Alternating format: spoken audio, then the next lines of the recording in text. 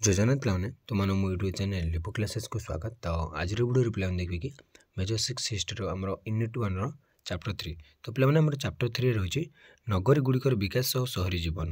ତ ନଗରୀ ଗୁଡ଼ିକର ବିକାଶ ଓ ସହରୀ ଜୀବନ କେମିତି ଘଟିଥିଲା ତ ସେ ବିଷୟରେ ଆଜି ଆମେ ଆଲୋଚନା କରିବା। ତ ଡେରି ନକରି ଚାଲ ପିଲାମାନେ କ୍ଲାସ୍କୁ ଷ୍ଟାର୍ଟ କରିବା। ତ ଦେଖ ପିଲାମାନେ, ନଗରୀ ଓ ସହର ଗୁଡ଼ିକର ଅର୍ଥ ଭାଷା ଓ ସ୍ଥାନ ଅନୁସାରେ ଭିନ୍ନ ପ୍ରକାର ଅଟେ। ଯଦି ଆମେ ଦେଖିବା ନଗରୀ ଏବଂ ସହର ଗୁଡ଼ିକର ଅର୍ଥ ଆମେ ଦେଖିବା ଯଦି ସେ ଭାଷା ଓ ସ୍ଥାନ ଅନୁସାରେ ସେଇଟା ଅଲଗା ଅଲଗା ଅଟେ। ଉଦାହରଣ ସ୍ୱରୂପ ଇଟାଲୀ ଓ ଜର୍ମାନୀ ଗୋଟିଏ ଶବ୍ଦ ଉଭୟ ବିଶ୍ୱ ପାଇଁ ପ୍ରଯୁଜ୍ୟ ଅଟେ। ଯଦି ଆମେ କହିବା ନଗରୀ ଏବଂ ସହର, ସେଇଟା ଇଟାଲୀ ଏବଂ ଜର୍ମାନୀ ସେ ଗୋଟିଏ ହିଁ ଶବ୍ଦର ମାନେ ଗୋଟେ ହିଁ ଉଭୟ ବିଷୟ ଗୋଟିଏ ଶବ୍ଦ ଯେଉଁଟାକି ଉଭୟ ବିଷୟ ପାଇଁ ବୁଝେ। ମାନେ ସହର କହିଲେ ସହରୀ କହିଲେ ଯେଉଁଟା ବୁଝିବା ବା ସହର କହିଲେ ଯାହା ବୁଝିବା, ଆମେ ନଗରୀ କହିଲେ ମଧ୍ୟ ସେଇଟା ବୁଝିବା। କିନ୍ତୁ ଗୋଟେ ଗୋଟେ ସ୍ଥାନକୁ ଦେଖିକି ବା ଭାଷାକୁ ଦେଖିକି ତାର ଅର୍ଥଟା ଚେଞ୍ଜ ହୋଇଯାଇଥାଏ। ଯଦି ଭାରତରେ ତାର ଗୋଟେ ଅର୍ଥ ଥିବ ତ ସେଇଟା ଆମେରିକାରେ ମେ ବି ଚେଞ୍ଜ ହୋଇଥାଇପାରେ, ଜର୍ମାନୀରେ ଆଉ ଟିକେ ଚେଞ୍ଜ ହୋଇଥାଇପାରେ। ତ ସେମିତି ଆମେ କହିପାରିବାନି। ଆମେରିକାର ନଗରୀ ଅର୍ଥ ହେଉଛି ପ୍ରଶାସନିକ ଶାସନର ଏକକ, ଯାହାକି ମେୟର ଓ ନଗରୀ ପରିଷଦ ଶାସନ କରିଥାନ୍ତି। ଯେମିତି ଆମେରିକାରେ ନଗରୀ ଅର୍ଥ କ'ଣ ନା ପିଲାମାନେ ହେଉଛି ପ୍ରଶାସନିକ ଶାସନ ଗୋଟେ ଏକକ, ଯାହାକି ମେୟର ଏବଂ ନଗରୀ ପରିଷଦ ଶାସନ କରିଥାନ୍ତି। ତ ଆମେ ଯେମିତି କହିଲି ମୁଁ ବର୍ତ୍ତମାନ ଆମେରିକା, ତ ଆମେରିକାରେ ଯଦି ଆମେ ନଗରୀ କହିବା ତ କ'ଣ ବୁଝିବା ନା ପ୍ରଶାସନିକ ଶାସନର ଏକକ, ମାନେ ଗୋଟେ ପ୍ରଶାସନିକ ମାନେ ଯେଉଁ ତାକୁ ଶାସନ ଯିଏ କହୁଛି ବା ନଗରୀ ଯିଏ ଶାସନ କରୁଛି ତାଙ୍କର ଗୋଟେ ଏକକ, ଏବଂ ମେୟର ଓ ନଗର ପରିଷଦ ଶାସନ କରିଥାନ୍ତି ନଗରୀ ପରିଷଦ। ମାତ୍ର ଇଂଲଣ୍ଡରେ ଏହି ନଗରୀକୁ ଏକ ପାରମ୍ପରିକ ସ୍ଥାନ ସହିତ ଚିହ୍ନଟ କରାଯାଏ, ଯେଉଁଠାରେ ବିଶପ ବାସ କରନ୍ତି। ତ କିନ୍ତୁ ଇଂଲଣ୍ଡରେ ଯଦି ଦେଖିବା ତ ଏଇଟା ଟିକେ ପାରମ୍ପରିକ ପଦ୍ଧତିକୁ ସେ ଚାଲିଯାଇଥାଏ ବା ତାଙ୍କର ପୁରୁଣା ଢାଞ୍ଚାକୁ ଚାଲିଯାଇଥାଏ, ଯେଉଁଥିରେ କି ବିଶପ ମାନେ ବାସ କରନ୍ତି। ଏହାକୁ ମଧ୍ୟ ଏକ ଆଞ୍ଚଳିକ ସ୍ଥାନ ସହିତ ଚିହ୍ନିତ, ଯାହାକୁ ଚର୍ଚ୍ଚ ବୋଲି କୁହାଯାଏ। ତ ତାକୁ ଆମେ ଗୋଟେ ଆଞ୍ଚଳିକ ସ୍ଥାନ ସହିତ ଚିହ୍ନିତ କରାଯାଇଥାଏ, ଯାହାକୁ ଆମେ ଚର୍ଚ୍ଚ ବୋଲି କୁହାଯାଏ। ଦେଖ ପିଲାମାନେ, ଆମର ଜର୍ମାନୀ ଆଉ ଇଟାଲୀରେ ତାର କେମିତି ଅର୍ଥ ବଦଳିଗଲା ସେ ଶବ୍ଦର, ମାନେ ଆମର ଯେଉଁ ନଗରୀ ଏବଂ ସହରର। ତ ଆମେରିକାରେ ମଧ୍ୟ କିଛି ଚେଞ୍ଜେସ୍ ଆସିଲା, ଇଂଲଣ୍ଡରେ ଆସିଲା। ତ ଏଭଳି ଭାବେ ରହିଛି। ମାତ୍ର ଉଭୟ ସ୍ଥାନ ଐତିହାସିକ ଉତ୍ସ ଭାବେ ଚିହ୍ନଟ କରାଯାଏ। ଯଦି ଆମେ ଦେଖିବା ତ ଆମର ଯେଉଁ ଇଂଲଣ୍ଡର ଯେଉଁ ଏ ସ୍ଥାନ ଗୁଡ଼ିକ ଟିକେ ଐତିହାସିକ ଉତ୍ସକୁ ସେ ଚିହ୍ନଟ କରିଥାଏ। ଆମେରିକାରେ ଯେତେବେଳେ ଧାର୍ମିକ ପ୍ରଭାବ ଧୀରେ ଧୀରେ ହ୍ରାସ ପାଇଲା, ସେତେବେଳେ ନଗରୀର ପ୍ରତିଷ୍ଠା କରାଗଲା। ଯେତେବେଳେ ଧାର୍ମିକ ପ୍ରଭାବଟା ଯେଉଁ ଧାର୍ମିକ ପ୍ରଭାବଟା ରହିଥିଲା ତାର ଯେତେବେଳେ ପରିମାଣଟା ଧୀରେ ଧୀରେ ହ୍ରାସ ପାଇଲା, ସେତେବେଳେ କ'ଣ ଆମର ନଗର ଗୁଡ଼ିକର ସବୁ କ'ଣ ପ୍ରତିଷ୍ଠା କରାଗଲା। ଏହି ସମୟରେ କ୍ୟାଥୋଲିକ୍ ଚର୍ଚ୍ଚ ନିଜର କ୍ଷମତା ମଧ୍ୟ ହରାଇଥିଲା, ମାନେ ଆଉ ଚର୍ଚ୍ଚର ମଧ୍ୟ ଏତେ ପାୱାର ନଥିଲା ବା ଏତେ ଧର୍ମକୁ ସେମାନେ ଏତେ ଗୁରୁତ୍ୱ ଦିଆଗଲା। ମାନେ ଧର୍ମର ଯେଉଁ ପ୍ରଭାବଟା ରହିଥିଲା ତାର ପ୍ରଭାବଟା କ'ଣ ଧୀରେ ଧୀରେ କମିବାକୁ ଲାଗିଲା। ଧର୍ମକୁ ଏତେ କିଛି କିଏ ମାନିଲେ ନାହିଁ। ଆମେରିକାରେ ସହରୀକରଣ କହିଲେ ନଗରୀକରଣକୁ ବୁଝାଏ। ଯଦି ଆମେ କହିବା ଆମେରିକାରେ ସହରୀକରଣ କ'ଣ, ତ ନଗରୀକରଣ ମାନେ ଯେଉଁ ନଗର ଗୁଡ଼ିକର ବିକାଶକୁ ଆମେ କହିବା ସହରୀକରଣ। ମାତ୍ର ଇଂଲଣ୍ଡରେ ଏହାକୁ ସହରୀ ଯୋଜନାକରଣ ଭାବେ ଅଭିହିତ କରାଯାଏ। ମାତ୍ର ଯଦି ଆମେ ଇଂଲଣ୍ଡ କଥା ଦେଖିବା ତାହେଲେ ସହରୀ ଯୋଜନାକରଣ ବୋଲି ଆମେ ଏହାକୁ କହିବା। ଏପରି ଭାବରେ ୟୁରୋପରେ ଏହି ଯୁଗରେ ସହରୀ ଓ ନଗରୀ ଗୁଡ଼ିକର ଉତ୍ଥାନକୁ ବିଭିନ୍ନ ଭାବରେ ଚିହ୍ନଟ କରାଯାଇଥିଲା। ତ ସହରୀ ଏବଂ ନଗରୀ ଗୁଡ଼ିକର ଯେଉଁ ଉତ୍ଥାନଟା ହେଇଥିଲା ବା ଅଭିବୃଦ୍ଧି ଘଟିଥିଲା, ସେଟାକୁ ବିଭିନ୍ନ ପ୍ରକାରରେ ଆମେ ତାକୁ ଚିହ୍ନଟ କରିଥାଉ। ସେ ଯାହା ହେଉ, ଯେତେବେଳେ ମାନବ ସମାଜର ଆବଶ୍ୟକତାଠାରୁ ଅଧିକ ଶସ୍ୟ ଉତ୍ପାଦନ ହୋଇଥାଏ, ସେତେବେଳେ ହିଁ ଏହି ନଗରୀ ଗୁଡ଼ିକର ଗଠନ କରାଯାଏ। ଦେଖ ପିଲାମାନେ, ନଗରୀ ଗୁଡ଼ିକ କ'ଣ ପାଇଁ ଗଠନ କରାଯାଏ ସେ ଗୋଟେ କହିଲା ନା, ଯେତେବେଳେ ମାନବ ସମାଜର ଆବଶ୍ୟକତାଠାରୁ ଅଧିକ ଶସ୍ୟ ଉତ୍ପାଦନ ହୋଇଥାଏ, ମାନେ ମାନବ ସମାଜ ପାଇଁ ଯେତିକି ଶସ୍ୟ ଦରକାର ତାଠାରୁ ଯଦି ଅଧିକ ଉତ୍ପାଦନ କରାଗଲା, ତାହେଲେ ସେତେବେଳେ ଗୋଟେ ନଗରର ପ୍ରତିଷ୍ଠା ହୋଇଥାଏ। କ'ଣ ପାଇଁ ନା, ତେଣୁ ନଗରୀ ଗୁଡ଼ିକର ଉଦ୍ଭବ ଅତ୍ୟନ୍ତ ନିବିଡ଼ ଭାବରେ ଏକ ଗୁରୁତ୍ୱପୂର୍ଣ୍ଣ ଐତିହାସିକ ପରିବର୍ତ୍ତନ ସହିତ ଜଡ଼ିତ ଥାନ୍ତି। ଯେତେବେଳେ ଗୋଟେ ନଗରୀ ଗୁଡ଼ିକର ଉଦ୍ଭବ ହୋଇଥାଏ ବା ଗୋଟେ ନଗରୀ ଯେତେବେଳେ ଜନ୍ମ ନେଇଥାଏ, ତ ସେଠି ଗୋଟେ କ'ଣ ଗୋଟେ ଐତିହାସିକ ପରିବର୍ତ୍ତନ ଆସିଥାଏ, ଗୋଟେ ହିଷ୍ଟୋରିକାଲ ଚେଞ୍ଜେସ୍ କିଛି ଆସିଥାଏ। ଏହାକୁ ନୂତନ ପ୍ରସ୍ତର ଯୁଗ ବିପ୍ଳବ ଭାବରେ ଅଭିହିତ କରେ। ମାନେ ଗୋଟେ ନୂତନ ପ୍ରସ୍ତର ଯୁଗର ଯେଉଁ ବିପ୍ଳବ ବା ନୂତନ ପ୍ରସ୍ତର ଯୁଗ ବିପ୍ଳବ ବୋଲି ଆମେ କହିବା। କାରଣ ଏହି ବିପ୍ଳବରେ ପ୍ରାରମ୍ଭ ପ୍ରାଚୀନ ଯୁଗରେ ଘଟିଥିଲା, ଯେତେବେଳେ ମାନବ ପଶୁ ଶିକାର ଓ ଖାଦ୍ୟ ସଂଗ୍ରହ ପଦ୍ଧତିକୁ ତ୍ୟାଗ କରି କୃଷି କାର୍ଯ୍ୟ ପ୍ରଥମ କରି ଶିଖିଲା। ତ କାରଣ ଏହି ବିପ୍ଳବର ପ୍ରାରମ୍ଭ ସମୟରେ, ମାନେ ଯଦି ଆମେ ପ୍ରାଚୀନ ଯୁଗରେ ଦେଖିବା ତ ସେଇଟା ପ୍ରାଚୀନ ଯୁଗରେ ଘଟିଥିଲା, ଯେତେବେଳେ ମାନବ କ'ଣ କରୁଥିଲା ନା ପଶୁ ଶିକାର ଓ ଖାଦ୍ୟ ସଂଗ୍ରହ କରି ସେ ଛାଡ଼ିକିରି ସେ ତ୍ୟାଗ କରି କୃଷି କାର୍ଯ୍ୟ ପ୍ରଥମେ ଶିଖିଲା। ମାତ୍ର ପୃଥିବୀରେ ସହର ଓ ନଗରୀ ଗୁଡ଼ିକର ଅଭାବ ଆଞ୍ଚଳିକ ଭିତରେ ଭିନ୍ନ ଭିନ୍ନ ହୋଇଥାଏ। ତ ମାନେ ପୃଥିବୀରେ କେଉଁ ଅଞ୍ଚଳକୁ ନେଇକରି ବା କେଉଁ ସହରଟା କେମିତି କ'ଣ ଗଠନ କରାଯାଏ, ସେ ତା'ର ଆଞ୍ଚଳିକ ଭିତରେ ହିଁ ସେ ଦେଖାଯାଇଥାଏ। ଏହା ମଧ୍ୟ ଭିନ୍ନ ଭିନ୍ନ ଭାବରେ ବୁଝାଯାଇଥାଏ। ନଗରୀ ହେଉଛି ଲୋକମାନଙ୍କର ଏକ ବୃହତ ବସତି, ଯେଉଁମାନେ କି ନିଜର ଜୀବନ ଧାରଣ ନିମନ୍ତେ କୃଷି କାର୍ଯ୍ୟ ଉପରେ ନିର୍ଭର କରିଥାନ୍ତି। ଯଦି ଆମେ ନଗରୀ କହିବା କ'ଣ ବୁଝିବା ନା, ନଗରୀ ହେଉଛି ଲୋକମାନଙ୍କର ଏକ ବୃହତ ବସତି, ମାନେ ବହୁତ ଲୋକମାନଙ୍କର ସେ ଗୋଟେ ଜନବସତି ବା ବହୁତ ଲୋକ ସେଠାରେ ବାସ କରନ୍ତି, ଯେଉଁମାନେ କି ନିଜର ଜୀବନ ଧାରଣ ନିମନ୍ତେ କୃଷି କାର୍ଯ୍ୟ ଉପରେ ହିଁ ନିର୍ଭର କରିଥାନ୍ତି। ମାତ୍ର ପରବର୍ତ୍ତୀ ସମୟରେ ଏଠାରେ ହିଁ କିଛି ଶିଳ୍ପମାନ ଗଢ଼ି ଉଠିଲା। ତାପରେ ନଗରୀକରଣ ଷ୍ଟାର୍ଟ ହେଲା, ତ ସେଠି କୃଷି ଭିତ୍ତିକ କାର୍ଯ୍ୟ ଉପରେ ସମସ୍ତେ କୃଷି କାର୍ଯ୍ୟ ହିଁ କରୁଥିଲେ। ଧୀରେ ଧୀରେ ଗୋଟେ ଦୁଇଟା ଶିଳ୍ପ ଆସିଲା, ଯେତେବେଳେ ଶିଳ୍ପ ଆସିଲା ସେ କ'ଣ ସହରୀକରଣ ଧୀରେ ଧୀରେ ବଢ଼ିବାରେ ଲାଗିଲା। ଏହା ମଧ୍ୟ ହେଉଛି ଗୋଟେ ଜଟିଳ ସାମାଜିକ ବ୍ୟବସ୍ଥା। ଯେତେବେଳେ ଶିଳ୍ପ କିଛି ଶିଳ୍ପମାନ ଆସିଲା ସେଇଟା ଗୋଟେ ସାମାଜିକ ବ୍ୟବସ୍ଥାର ସେ ଗୋଟେ ମାନେ କ'ଣ ପାଲଟିଗଲା, ସେ ସାମାଜିକ ବ୍ୟବସ୍ଥାର ଗୋଟେ ପାଲଟିଗଲା। ଏଠାରେ ଅନେକ ଗୁଡ଼ିଏ ବୈଶିଷ୍ଟ୍ୟ ମାନେ ପରିଲକ୍ଷିତ ହୁଏ, ଯଥା ବିପୁଳ ଜନସଂଖ୍ୟା, ଉନ୍ନତ ଶିଳ୍ପ କାରିଗରୀ ବ୍ୟବସ୍ଥା, ଉନ୍ନତ ଗମନାଗମନ ଓ ପରିବହନ ବ୍ୟବସ୍ଥା।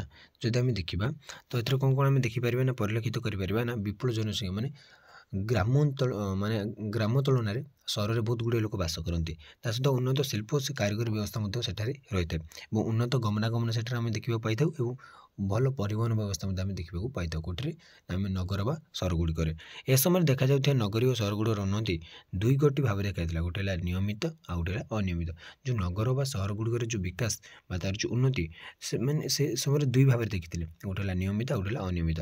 ଏଥିମଧ୍ୟରୁ ପ୍ରଥମଟି ଅତ୍ୟନ୍ତ ଦୃଢ଼ ଓ ଅପରିବର୍ତ୍ତନୀୟ ଥିବାବେଳେ ଅନ୍ୟଟି ପରିବର୍ତ୍ତନଶୀଳ ଏବଂ ଅନିୟମିତ ଅଟେ। ତା'ର ସେମିତି କିଛି ଏତେ ନିୟମ ମାନେ ଏତେ ନିୟମିତ ଭାବରେ ସେଇଟା ହେଉନଥିଲା ବା ଏଇଟାକୁ ଏତେ ଖାମଖିଆଲି ନିଆଯାଉଥିଲା। ତ ନିୟମିତଟା ବହୁତ ଷ୍ଟ୍ରିକ୍ଟ ଥିଲା ଏବଂ ଏଇଟା ଅପରିବର୍ତ୍ତନୀୟ ଥିଲା। ତ କ'ଣ ଦେଖ ଏପରି ଭାବରେ ନଗରୀ ବା ସହରଗୁଡ଼ିକର ଉଦ୍ଭବ ବିଭିନ୍ନ ଭାବରେ ଏହି ଯୁଗରେ ଦେଖାଯାଇଥିଲା। କ୍ରମଶଃ ଶିଳ୍ପର ବିକାଶ ଓ ଜନସଂଖ୍ୟା ବୃଦ୍ଧି ଯୋଗୁଁ ସହର ବା ନଗରୀଗୁଡ଼ିକରେ ଗଢ଼ି ଉଠିଥିଲା। ତ ଦେଖ ଶିଳ୍ପର ବିକାଶ ଏବଂ ଜନସଂଖ୍ୟା ବୃଦ୍ଧି ଯୋଗୁଁ ସହର ବା ନଗରଗୁଡ଼ିକର କ'ଣ ସବୁ ନୂଆ ନୂଆ ସହର ବା ନଗରୀ ଗଢ଼ି ଉଠିଲେ। ଏ ନଗରୀଗୁଡ଼ିକର ବିକାଶ ସମ୍ପର୍କରେ ଦିଆଗଲା। ତ ଦେଖିବା କ'ଣ କ'ଣ ରହିଛି ଆମର ନଗରୀଗୁଡ଼ିକ। ଦେଖ ମଧ୍ୟଯୁଗରେ ଗଢ଼ି ଉଠିଥିବା ନଗରୀ, ତ ମଧ୍ୟଯୁଗରେ ବା ମିଡ଼ିଲ୍ ଏଜ୍ରେ ଯେଉଁ ନଗରୀଗୁଡ଼ିକ ଗଢ଼ି ଉଠିଥିଲା ତ ମଧ୍ୟଯୁଗ। ତାପରେ ଆସିବ ଆମର କ'ଣ ଆଧୁନିକ ଯୁଗ। ତ ମଧ୍ୟଯୁଗରେ କ'ଣ କ'ଣ ଗଢ଼ି ଉଠିଥିଲା ଦେଖ ୟୁରୋପରେ ପାଶ୍ଚାତ୍ୟ ରୋମୀୟ ସାମ୍ରାଜ୍ୟର ପତନ ପରେ ରାଇନଲାଣ୍ଡ ପ୍ରାଚୀନ ଯୁଗର ପ୍ରଥାକୁ ଅନୁସରଣ କରିଥିଲା। ତ ଯେତେବେଳେ ୟୁରୋପରେ ପାଶ୍ଚାତ୍ୟ ରୋମୀୟ ସାମ୍ରାଜ୍ୟର ପତନ ହେଲା ତ ସେ କ'ଣ କଲା ନା ରାଇନଲାଣ୍ଡ ପ୍ରାଚୀନ ଯୁଗରେ ସେ ପ୍ରଥା ଅନୁସରଣ କରିଥିଲା। ଯାହାଫଳରେ କି ଏହି ଯୁଗରେ ପୃଥିବୀର ପୂର୍ବ, ଉତ୍ତର ପୂର୍ବ, ଦକ୍ଷିଣ ପୂର୍ବ ୟୁରୋପ ପ୍ରଭୃତି ଅଞ୍ଚଳଗୁଡ଼ିକରେ ସହରୀକରଣ ସମ୍ଭବ ଥିଲା। ଯେତେବେଳେ ସେ ଏହି ପ୍ରଥାଟାକୁ ସେ ଅନୁସରଣ କଲା ତା ଫଳରେ କ'ଣ ପୃଥିବୀର ପୂର୍ବ ଏବଂ ଉତ୍ତର ପୂର୍ବ ଏବଂ ଦକ୍ଷିଣ ପୂର୍ବ ୟୁରୋପ ଯେଉଁ ପ୍ରଭୃତି ଅଞ୍ଚଳଗୁଡ଼ିକରେ ଆମର କ'ଣ ସହରୀକରଣ ଦେଖିବାକୁ ମିଳିଲା ବା ସମ୍ଭବ ହୋଇପାରିଲା।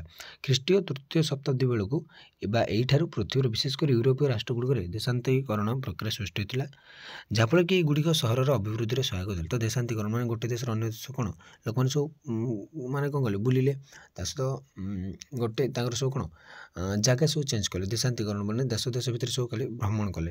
ତ ସେଇଟାକୁ ଆମେ କହିବା। ତ ଏହି ସହରଗୁଡ଼ିକରେ କାରିଗର ବ୍ୟବସାୟୀଙ୍କ ସଂଖ୍ୟା ମଧ୍ୟ ବୃଦ୍ଧି ପାଇଥିଲା। ତ ସହରଗୁଡ଼ିକର ଯେଉଁ ଅଭିବୃଦ୍ଧିର କାରଣ ଗୋଟେ ଆଉ ଗୋଟେ କ'ଣ ନା କାରିଗର ଏବଂ ବ୍ୟବସାୟୀଙ୍କ ସଂଖ୍ୟା ମଧ୍ୟ ବୃଦ୍ଧି ପାଇଲା।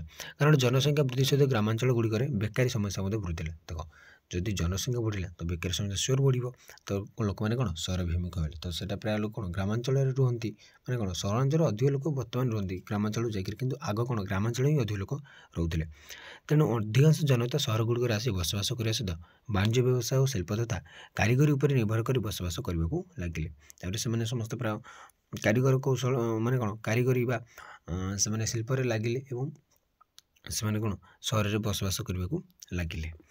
ତ ମାତ୍ର ଖ୍ରୀଷ୍ଟୀୟ ଅଷ୍ଟମ ନବମ ଶତାବ୍ଦୀ ବେଳକୁ ୟୁରୋପୀୟ ସହରଗୁଡ଼ିକର ବିକାଶ ଘଟିଥିଲା ଏବଂ ଏଗୁଡ଼ିକର ଗୁରୁତ୍ୱ ମଧ୍ୟ ବୃଦ୍ଧି ପାଇଲା। ମାତ୍ର ଯଦି ଆମେ ଦେଖିବା ଖ୍ରୀଷ୍ଟୀୟ ଅଷ୍ଟମ ନବମ ଶତାବ୍ଦୀ ବେଳକୁ ଆମର ୟୁରୋପୀୟ ସହରଗୁଡ଼ିକର କ'ଣ ବହୁତ ଭଲରେ ବିକାଶ ଘଟିଥିଲା ବା ବୃଦ୍ଧି ଘଟିଥିଲା ଏବଂ ଏଗୁଡ଼ିକର କ'ଣ ଗୁରୁତ୍ୱ ମଧ୍ୟ ସେ ସମୟରେ ବୃଦ୍ଧି ପାଇଥିଲା। ବୁଝିପାରୁଛୁ ତ ପିଲାମାନେ କେମିତି ଧୀରେ ଧୀରେ ଗୋଟେ ପଢ଼ୁଛି ମାନେ କାରଣ ଗୁଡ଼ିକ କ'ଣ ପ୍ରଥମେ ହେଲା ସହରୀକରଣ, ଜନସଂଖ୍ୟା ବୃଦ୍ଧି, ତା ସହିତ କ'ଣ ଶିଳ୍ପ ପ୍ରତିଷ୍ଠା, ଉନ୍ନତ ଜ୍ଞାନକୌଶଳ, ବେକାରୀ ସମସ୍ୟା। ତ ଏଗୁଡ଼ିକ ଗୋଟେ କାରଣ ହେଉଛି ଆମର ସହରୀକରଣର। କାରଣ ଏହି ସମୟରେ ଏହି ନଗରଗୁଡ଼ିକରେ ଶାସକ ସମ୍ରାଟ ଶ୍ରେଣୀ ତଥା ବିଶପ୍ ମାନେ ସେମାନେ ଦୁର୍ଗ, ପ୍ରାସାଦ, ଚର୍ଚ୍ଚମାନ ନିର୍ମାଣ କରି ଏଠାରେ ବସବାସ କରିବାକୁ ଲାଗିଲେ।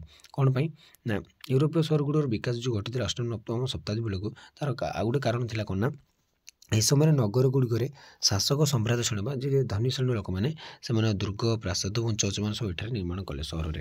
ତେଣୁ ମଧ୍ୟଯୁଗରେ ସହରଗୁଡ଼ିକର ବେଶୀ ପରିମାଣରେ ଧାର୍ମିକ ଅନୁଷ୍ଠାନ ଯଥା ଚର୍ଚ୍ଚ, ଆଶ୍ରମ ଓ ଅନ୍ୟାନ୍ୟ ଅନୁଷ୍ଠାନ ସବୁ ଗଢ଼ି ଉଠିଥିଲା। ମଧ୍ୟଯୁଗରେ ବିଭିନ୍ନ ପ୍ରକାରର ସ୍ଥାପତ୍ୟ ଶୈଳୀ ଦେଖିବାକୁ ମିଳିଥିଲା। ସେଗୁଡ଼ା ହେଲା ରୋମାନ୍ସ୍କୁ, ଗୋଥିକ ଶୈଳୀ, ରେନେସାଁ ଶୈଳୀ ଏବଂ ବାରୋକ୍ ଶୈଳୀ। ତ ଏଗୁଡ଼ିକ ସବୁ ଗୋଟେ କ'ଣ ମାନେ ବିଭିନ୍ନ ପ୍ରକାର ସ୍ଥାପତ୍ୟ କଳା ଯେଉଁ ସ୍ଥାପତ୍ୟ ଶୈଳୀଗୁଡ଼ିକ ଆମକୁ ଦେଖିବାକୁ ମିଳିଥିଲା ସେ ସମୟରେ। ଏହା ବ୍ୟତୀତ ଏହି ଯୁଗରେ ବା ଏହା ପୂର୍ବରୁ ସାମନ୍ତବାଦର ପ୍ରଭାବ ଯୋଗୁଁ ଅନେକ ଗୁଡ଼ିଏ ଦୁର୍ଗ ଓ ମାନର ପ୍ରଭୃତି ମାନେ ୟୁରୋପରେ ସର୍ବତ୍ର ଗଢ଼ି ଉଠିଥିଲା। ଯେହେତୁ ପ୍ରଥମେ ସାମନ୍ତବାଦକୁ ଗ୍ରାମ୍ୟ ସମାଜରେ ପ୍ରତିଷ୍ଠା ଲାଭ କରିଥିଲା। ଦେଖ ପ୍ରଥମେ କ'ଣ ଆମର ଯେଉଁ ସାମନ୍ତବାଦଟା ସେଇଟା ଗ୍ରାମାଞ୍ଚଳରେ ଦେଖିବାକୁ ମିଳୁଥିଲା, କାରଣ ଗ୍ରାମାଞ୍ଚଳରେ ହିଁ ବେଶୀ କୃଷି କାର୍ଯ୍ୟ କରାଯାଉଥିଲା। ତ ସାମନ୍ତବାଦରେ ପ୍ରଥମେ ଆମର ଗ୍ରାମ ସମାଜରେ ପ୍ରତିଷ୍ଠିତ ହୋଇଥିଲା।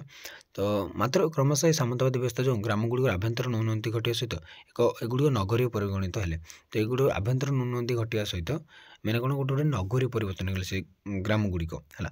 ଏହା ବ୍ୟତୀତ ଖ୍ରୀଷ୍ଟୀୟ 10ମ ଏବଂ 11ଶ ଶତାବ୍ଦୀ ବେଳକୁ କୃଷି ଓ ଶିଳ୍ପ କ୍ଷେତ୍ରରେ ବିକାଶ ଘଟିଥିଲା ଓ ସାମନ୍ତମାନେ ନିଜର ଆବଶ୍ୟକତାଠାରୁ ଅଧିକ ଉତ୍ପାଦନ କରିବାକୁ ଲାଗିଲେ। ତ ଯଦି ଆମେ ଦେଖିବା 10ମ ଏବଂ 11ଶ ଶତାବ୍ଦୀ ବେଳକୁ ତ କୃଷି ଏବଂ ଶିଳ୍ପର ଯେଉଁ ଉତ୍ପାଦନ କ୍ଷମତାଟା ବହୁତ ଆପେ ଆପେ ବଢ଼ିବାକୁ ଲାଗିଲା ବା ସାମନ୍ତମାନେ ନିଜର ଆବଶ୍ୟକତା ତାଠାରୁ ଅଧିକ ବୃଦ୍ଧି କରିବାକୁ ଲାଗିଲେ ବା ଅଧିକ ଉତ୍ପାଦନ କରିବାକୁ ଲାଗିଲେ। ସେମାନେ ନିଜର ବଳକା ଉତ୍ପାଦିତ ଦ୍ରବ୍ୟଗୁଡ଼ିକୁ ନିଜର ଆମୋଦ ପ୍ରମୋଦମୟ ଜୀବନରେ କିଛି ଅଂଶ ବ୍ୟୟ କରିବା ସହିତ ଅନ୍ୟାନ୍ୟ କିଛି ଅଂଶ ସେମାନଙ୍କର ପ୍ରତିଦ୍ୱନ୍ଦ୍ୱୀ ସାମନ୍ତମାନଙ୍କ ସହିତ ଯୁଦ୍ଧରେ ଖର୍ଚ୍ଚ କରିଥିଲେ। ତ ସେମାନେ ବାକି ଯେତିକ ନିଜର ଏନ୍ଜୟମେଣ୍ଟ ପାଇଁ ରଖିଲେ ଆଉ ବାକି କ'ଣ ମାନେ ଯୁଦ୍ଧ କରିବା ପାଇଁ ମାନେ ତାଙ୍କର ଯିଏ ପ୍ରତିଦ୍ୱନ୍ଦ୍ୱୀ ଥିବ ବା ତାଙ୍କର ସେ କମ୍ପିଟିଟର ଥିବ ତାକୁ କେମିତି ଯୁଦ୍ଧରେ ତା ସହିତ କେମିତି ଯୁଦ୍ଧ କରି ତାକୁ ହରାଇବା ପାଇଁ ସେମାନେ ସବୁ ଖର୍ଚ୍ଚ କରୁଥିଲେ। ଏହା ବ୍ୟତୀତ ଏହି ବଳକା ଦ୍ରବ୍ୟଗୁଡ଼ିକ ବିନିମୟରେ ନିଜର ନିହାତି ଆବଶ୍ୟକ ଦ୍ରବ୍ୟ ଯଥା ଅସ୍ତ୍ରଶସ୍ତ୍ର ମୂଲ୍ୟବାନ ପୋଷାକ ଗୃହ ନିର୍ମାଣ ଉପକରଣ ସବୁ କ୍ରୟ କରିବାକୁ ଲାଗିଲେ। ସେ ଯାହା ହେଉ ସାମନ୍ତବାଦର ପତନ ସହିତ ଏହି ମଧ୍ୟଯୁଗର ମଧ୍ୟ ପତନ ଘଟିଥିଲା। ଯଦି ଆମେ ଦେଖିବା ତ ଯେତେବେଳେ ସାମନ୍ତବାଦର ପତନ ଘଟିଲା ତ ତା ସହିତ କ'ଣ ଆମର ମଧ୍ୟଯୁଗର ମଧ୍ୟ ପତନ ଘଟିଥିଲା। ଏହିପରି ଭାବରେ ଏହି ସମୟରେ ସାମଗ୍ରିକ ଭାବରେ ଏହି ନୂତନ ନଗରୀ ଗୁଡ଼ିକ ଉଦ୍ଭବ ୟୁରୋପରେ ଘଟିଥିଲା। ତ ଆମର ଯଦି ଦେଖିବା ତ ସାମଗ୍ରିକ ଭାବରେ ଆମର ନୂଆ ନୂଆ ନଗର ଗୁଡ଼ିକ ସବୁ ଗଢ଼ି ଉଠିଲା ଆମର ୟୁରୋପରେ। ତେଣୁ ଗ୍ରାମାଞ୍ଚଳରେ ବାସ କରୁଥିବା 90% ଲୋକ କ୍ରମଶଃ ଉଦ୍ଭବ ଲାଭ କରିଥିବା ନୂତନ ନଗରୀ ଗୁଡ଼ିକରେ ବସବାସ କରିବା ଲାଗିଲେ। ଯେତେବେଳେ ନୂଆ ନୂଆ ନଗରୀ ତିଆରି ହେଲା ତ ଗ୍ରାମାଞ୍ଚଳରୁ ପ୍ରାୟ 90% ଲୋକ ସବୁ ସହର ବିମୁଖୀ ହୋଇଗଲେ। କାରଣ ସେମାନେ ସାମନ୍ତବାଦୀ ବ୍ୟବସ୍ଥାର ଶୃଙ୍ଖଳ ମୁକ୍ତ ହୋଇ ଏଠାରେ ଏକ ସ୍ୱାଧୀନ ଜୀବନଯାପନ କରିବାକୁ ଲାଗିଲେ। ମାନେ ସେମାନେ ଏଇ ଯେଉଁ ମାନେ ବହୁତ କଷ୍ଟ ବା ଶୋଷଣ ଶିକାର ହେଉଥିଲେ ବା ସାମନ୍ତବାଦରେ ଛନ୍ଦିକି ରହିଥିଲେ। ତ ସେଇଠାରୁ କେମିତି ମୁକ୍ତି ପାଇକି ଟିକେ ସ୍ୱାଧୀନ ଭାବରେ ମାନେ କ'ଣ ବଞ୍ଚିବାର ଚାହୁଁଥିଲେ। ତ ଯେଉଁଟାକି ଆମର ନଗର ସଭ୍ୟତାରେ ମିଳିଗଲା ବା ନଗର ଗୁଡ଼ିକର ବିକାଶ ଫଳରେ ତାଙ୍କୁ ସେଇଟା ମିଳିଗଲା ଭଲସେ। ଏଠାରେ ସେମାନେ ଏକ ଆଭିଜାତ୍ୟ ଆମୋଦ ପ୍ରମୋଦପୂର୍ଣ୍ଣ ଜୀବନଯାପନ କଲେ ପୁରା ବହୁତ ପୁରା ଏନ୍ଜୟମେଣ୍ଟ କଲେ ବା ଗୋଟେ ଆଭିଜାତ୍ୟ ବା ଗୋଟେ ବଡ଼ ଯେମିତି ବର୍ତ୍ତମାନ ଏବେ ସହର ଗୁଡ଼ିକରେ ଜଣେ ଗୋଟେ ଲୋକଟା ରହେ ଯେମିତି ସେ ଗୋଟେ ଆଭିଜାତ୍ୟପୂର୍ଣ୍ଣ ହୋଇଯାଇଥାଏ ଏବଂ ସେ ପୁରା ଆମୋଦ ପ୍ରମୋଦର ସହ ଜୀବନଯାପନ କରିଥାଏ। ସେଭଳି ସେମାନେ ମଧ୍ୟ କ'ଣ ପୁରା ଖୁସିରେ ରହିବାକୁ ଲାଗିଲେ। ଐତିହାସିକମାନଙ୍କ ମତରେ ୟୁରୋପରେ ବିଭିନ୍ନ ରାଜ୍ୟଗୁଡ଼ିକର ନଗରୀ ବା ସହରୀକରଣ ସ୍ୱରୂପ ଭିନ୍ନ ଭିନ୍ନ ପ୍ରକାର ଥିଲେ। ଯେମିତି ରୁଷ ଦେଶ ଥିଲା ସାମଗ୍ରିକ ଭାବରେ ଗ୍ରାମବହୁଳ। ତ ରୁଷ ଦେଶରେ ଟୋଟାଲି ଗ୍ରାମବହୁଳ ସେଠି ବହୁତ ଗୁଡ଼ିଏ ଗ୍ରାମ ଥାଏ ବା ଗ୍ରାମ ରହିଛି। ମାତ୍ର 1683 ମସିହାରେ ଏଠାକାର 2.5% ଜନସଂଖ୍ୟା ସହରରେ ବାସ କରୁଥିଲେ। ମାନେ କେତେ 97.5 ଲୋକ ଗ୍ରାମାଞ୍ଚଳରେ ରହୁଥିଲେ ଏବଂ ସହର ଗୁଡ଼ିକରେ ବା ନଗର ଗୁଡ଼ିକରେ ରହୁଥିଲେ 2.5 ହେଲା। 1774 ମସିହାରେ ଏଠାରେ ଜନସଂଖ୍ୟା 0.5କୁ ବୃଦ୍ଧି ପାଇଥିଲା। ଅନ୍ୟପକ୍ଷରେ ଦେଖିଲେ ଇଂଲଣ୍ଡର ନଗର ଗୁଡ଼ିକର ଜନସଂଖ୍ୟା 1727 ମସିହା ବେଳକୁ ଥିଲା 59%। ମାତ୍ର 1795 ମସିହା ବେଳକୁ ଏଇଟା 65% ଜନସଂଖ୍ୟା ଥିଲେ। ତ ଧୀରେ ଧୀରେ ତାଙ୍କର କ'ଣ ନଗର ଗୁଡ଼ିକର ଜନସଂଖ୍ୟା ମଧ୍ୟ ବୃଦ୍ଧି ପାଇଲା ଇଂଲଣ୍ଡରେ। ତ ଶିଳ୍ପ ବିପ୍ଳବ ସମୟରେ ଆମେ ଦେଖିବା ନଗରୀ ଗୁଡ଼ିକର ଅବସ୍ଥା କିପରି ଥିଲା। ଦେଖ ସାମନ୍ତବାଦର ପତନ ପରେ ୟୁରୋପରେ ନବଜାଗରଣର ପ୍ରାରମ୍ଭ ଘଟିଥିଲା ଏବଂ ଏହି ଯୁଗରେ ଏକ ଆଧୁନିକ ଯୁଗ ପଦାର୍ପଣ କରିଥିଲେ। ଯେମିତି ଆମେ ପୂର୍ବରୁ ପିଲାମାନେ ପଢ଼ି ଆସିছে ସାମନ୍ତବାଦର ପତନ ପରେ ଯେଉଁ ଆମର ପୁଞ୍ଜିବାଦ ଆସିଲା ବା ଗୋଟେ ନୂତନ ଯୁଗ ଆସିଲା ବା ଗୋଟେ ଆଧୁନିକ ଯୁଗ ବୋଲି ଗୋଟେ ନୂତନ ଯୁଗ ଆମେ ଜାଣିଲେ। ତ ବିଶେଷ କରି ଅର୍ଥନୈତିକ କ୍ଷେତ୍ରରେ ଏହି ସମୟରେ କୃଷି କ୍ଷେତ୍ରରେ ମଧ୍ୟ ଏକ ଗୁଣାତ୍ମକ ପରିବର୍ତ୍ତନ ଆସିପାରିଥିଲା। ଯେତେବେଳେ ସାମନ୍ତବାଦରୁ ବା ମଧ୍ୟଯୁଗରେ ଯେତେବେଳେ ୟୁରୋପଟା ଚେଞ୍ଜେସ୍ ଆସିଲା ପୁଞ୍ଜିବାଦ ବା ଆମର ଆଧୁନିକ ଯୁଗକୁ ସେଥିରେ ଗୋଟେ କ'ଣ ଗୋଟେ ପରିବର୍ତ୍ତନ ଆସିଥିଲା। ତ ସେଠି ଯେତେବେଳେ ପରିବର୍ତ୍ତନ ଆସିଲା କୃଷି କ୍ଷେତ୍ରରେ ମଧ୍ୟ ପରିବର୍ତ୍ତନ ଆସିଲା ଟୋଟାଲ୍ ୟୁରୋପରେ ପରିବର୍ତ୍ତନ ଆସିଲା ହେଲା। ଗୋଟେ ନବଜାଗରଣ ଆସିଲା ବା ନୂଆ ୟୁରୋପ ଭଳି ସେଇଟା ଗୋଟେ ଲାଗିଲା। ତ ଏହି ସମୟରେ ଶିଳ୍ପ ବିପ୍ଳବ ଯୋଗୁଁ ଅନେକ ଆଧୁନିକ କୃଷି ଯନ୍ତ୍ରପାତି ମଧ୍ୟ ଉଦ୍ଭାବନ ଘଟିଲା ହେଲା। ନୂଆ ନୂଆ କୃଷି ଯନ୍ତ୍ରପାତି ମାନର ମଧ୍ୟ ଉଦ୍ଭାବନ ଘଟିଲା ଯଦ୍ୱାରା କି ଯନ୍ତ୍ରପାତିକୁ କୃଷି କ୍ଷେତ୍ରରେ ଲଗାଇ ବିପୁଳ ପରିମାଣର ଶସ୍ୟ ଦ୍ରବ୍ୟ ଉତ୍ପାଦିତ ହୋଇପାରିଲା। ବୁଝିପାରିଲ ନା ପିଲାମାନେ। ତ ଯେତେବେଳେ ସାମନ୍ତବାଦଟା ପତନ ଘଟିଲା ଯେତେବେଳେ ମଧ୍ୟଯୁଗର ପତନ ଘଟିଲା ଯେତେବେଳେ ଆଧୁନିକ ଯୁଗ ଆସିଲା ତ ସେତେବେଳେ ନୂଆ ନୂଆ କରି ସବୁ କୃଷି ଯନ୍ତ୍ରପାତି ଆସିଲା ଏବଂ ସେହି ଯନ୍ତ୍ରପାତିକୁ କୃଷି କ୍ଷେତ୍ରରେ ଲଗାଇ ବହୁତ ଗୁଡ଼ିଏ ଶସ୍ୟ ଉତ୍ପାଦନ କରାଗଲା। ତେଣୁ ଏହା ଯୋଗୁଁ ନଗରୀ ଗୁଡ଼ିକର ବିକାଶ ଲାଭ ହୋଇପାରିଥିଲା। ଦେଖ ଏଇଟା ହେଉଛି ତାର ମୂଳ କାରଣ। ମାନେ ଯେତେବେଳେ ଶିଳ୍ପ ବା କୃଷି କ୍ଷେତ୍ରରେ ଯେତେବେଳେ ଅଭିବୃଦ୍ଧି ଘଟିଲା ବା ଧୀରେ ଧୀରେ ବହୁତ ବଢ଼ିବାରେ ଲାଗିଲେ ଲୋକମାନେ ସ୍ୱାଧୀନ ହୋଇଗଲେ ତ ସେଇଟା ତା ପାଇଁ ନଗରୀ ଗୁଡ଼ିକର ବିକାଶ ଘଟିଥିଲା। କାରଣ ଏହି ବଳକା ଉତ୍ପାଦିତ ଦ୍ରବ୍ୟଗୁଡ଼ିକୁ ଶିଳ୍ପର ବିକାଶ କ୍ଷେତ୍ରରେ ଲଗାଯାଇ ପାରିଲା। ଅଷ୍ଟାଦଶ ଓ ଊନବିଂଶ ଶତାବ୍ଦୀ ମଧ୍ୟରେ ନଗରୀ ଗୁଡ଼ିକର ଅର୍ଥନୀତି ମୁଖ୍ୟ ଅର୍ଥନୀତି ଥିଲା ଶିଳ୍ପଭିତ୍ତିକ ଉତ୍ପାଦକମାନ। ତ ଯଦି ଆମେ ଦେଖିବା ଯେ ଅଷ୍ଟାଦଶ ଏବଂ ଊନବିଂଶ ଶତାବ୍ଦୀ ମଧ୍ୟରେ ଯେଉଁ ନଗରୀ ଗୁଡ଼ିକର ଅର୍ଥନୀତିର ମୁଖ୍ୟ ଅର୍ଥନୀତି କେଉଁଟା ଥିଲା ନା ଶିଳ୍ପଭିତ୍ତିକ ଉତ୍ପାଦନମାନ। ଯେଉଁ ଶିଳ୍ପରେ ଯେଉଁ ଉତ୍ପାଦନ କରାଯାଇଥିଲା ଦ୍ରବ୍ୟ ଗୁଡ଼ିକୁ ସେଇଟା ଥିଲା ତାଙ୍କର ମୁଖ୍ୟ ଅର୍ଥନୀତି। ତେଣୁ ଶିଳ୍ପ ଭିତ୍ତିକ ଉନ୍ନତି ଏକ ଗୁରୁତ୍ୱପୂର୍ଣ୍ଣ ସାମାଜିକ ଅର୍ଥନୈତିକ ପରିବର୍ତ୍ତନ ବିନା କଦାପି ସମ୍ଭବ ନୁହେଁ, ଯାହାକୁ ଆମେ ମାନେ ଶିଳ୍ପ ବିପ୍ଳବ ଭାବରେ ଅଭିହିତ କରିଥାଉ। ତ ଶିଳ୍ପ ଭିତ୍ତିକ ଉନ୍ନତି ଏବଂ ଏକ ଗୁରୁତ୍ୱପୂର୍ଣ୍ଣ ସାମାଜିକ ଓ ଅର୍ଥନୈତିକ ପରିବର୍ତ୍ତନ ବିନା କେବେ ମଧ୍ୟ ସମ୍ଭବ ହୋଇପାରିବ ନାହିଁ, ଯାହାକୁ ଆମେ କହୁଛେ କ'ଣ ଶିଳ୍ପ ବିପ୍ଳବ। ଗୋଟେ ଶିଳ୍ପରେ କ'ଣ ଠିକ୍ ବିପ୍ଳବ ନହେଲେ ବା ରିଭଲ୍ୟୁସନ୍ ନହେଲେ କିଛି ଚେଞ୍ଜେସ୍ ହୋଇପାରିବ ନାହିଁ। ଏ ଯୁଗରେ ଶିଳ୍ପ ବିପ୍ଳବର ଉଦ୍ଭବ ଯୋଗୁଁ ଏହି ସହରରେ ଗଢ଼ି ଉଠିଥିବା କଳକାରଖାନା ଗୁଡ଼ିକର ଅଧିକ ସଂଖ୍ୟକ ଲୋକ ମଧ୍ୟ ନିଯୁକ୍ତି ସୁବିଧା ପାଇପାରିଲେ।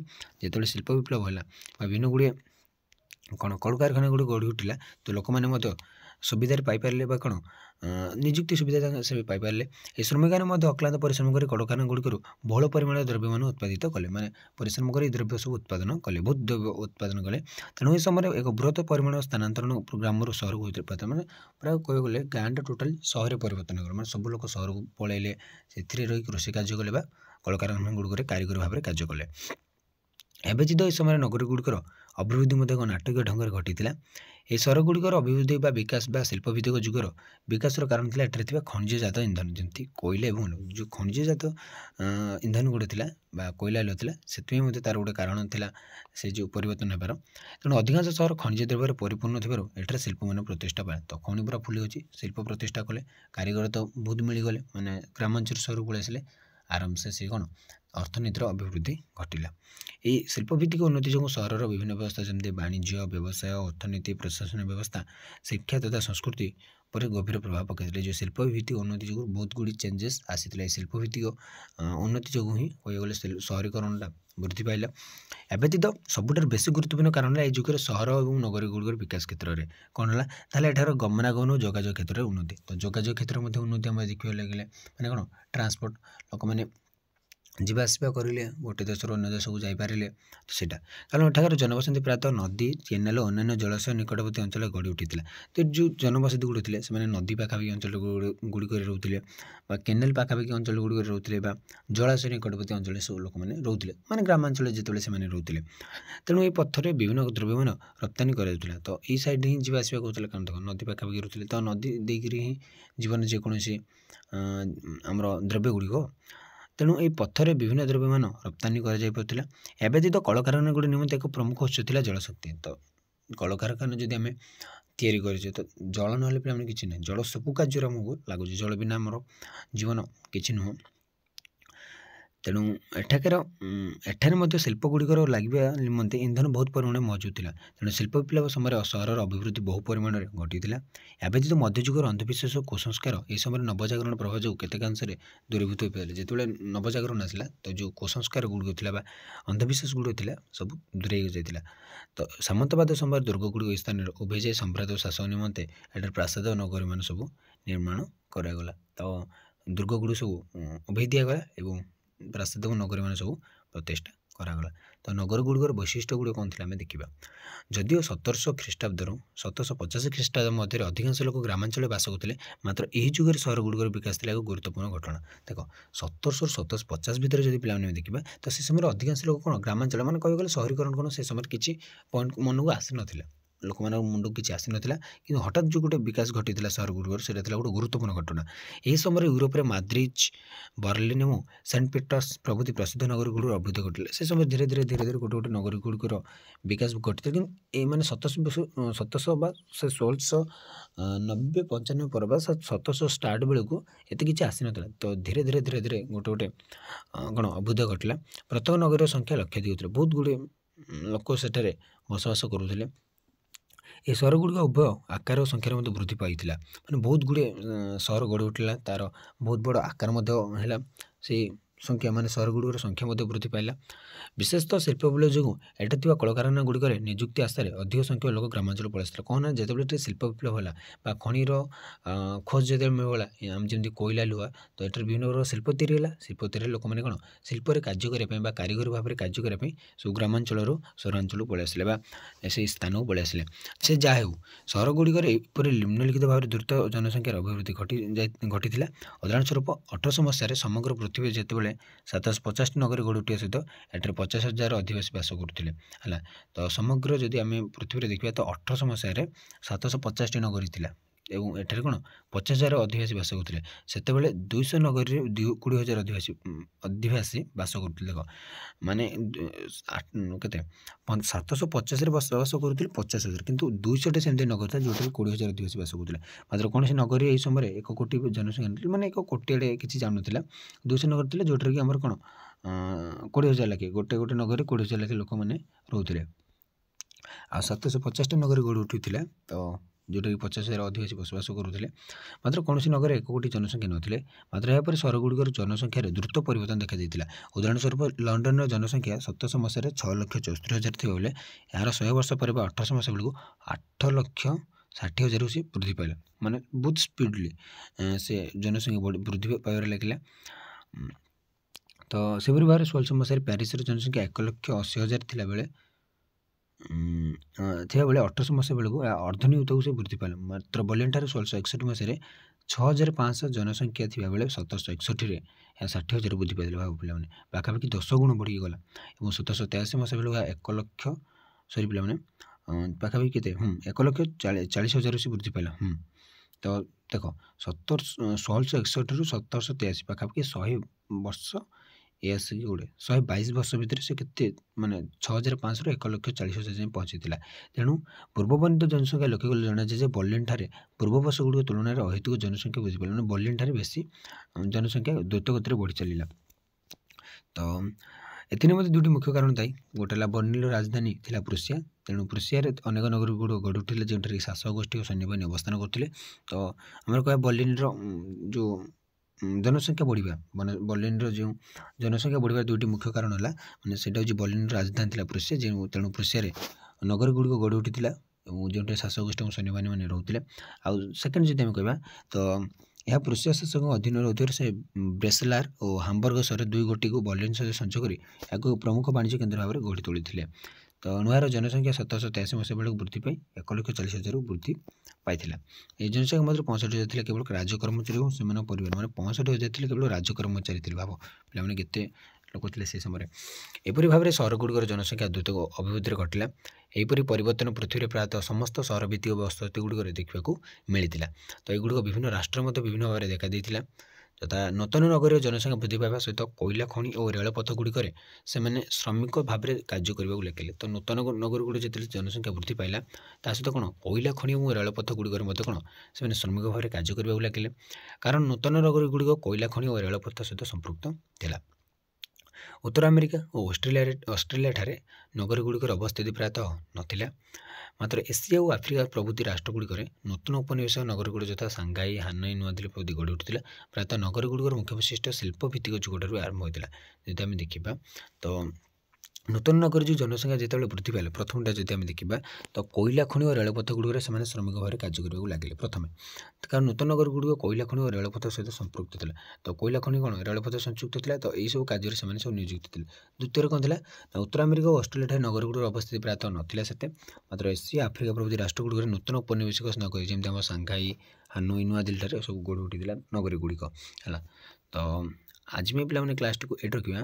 ପରବର୍ତ୍ତୀ କ୍ଲାସ୍ରେ ଆମେ ଜାଣିବା କି ଶିଳ୍ପ ଭିତ୍ତିକ ଯୁଗର ଯେଉଁ ପରବର୍ତ୍ତୀ ସମୟରେ କେମିତି ନଗର ଗୁଡ଼ିକର ଅବସ୍ଥା ଥିଲା, ତ କ'ଣ ହୋଇଥିଲା ସେ ବିଷୟରେ ଆଲୋଚନା କରିବା। ତ ଆଜି ପାଇଁ ପିଲାମାନେ କ୍ଲାସ୍ଟିକୁ ମୁଁ ଏଇଠି ରଖୁଛି। ଜୟ ଜଗନ୍ନାଥ।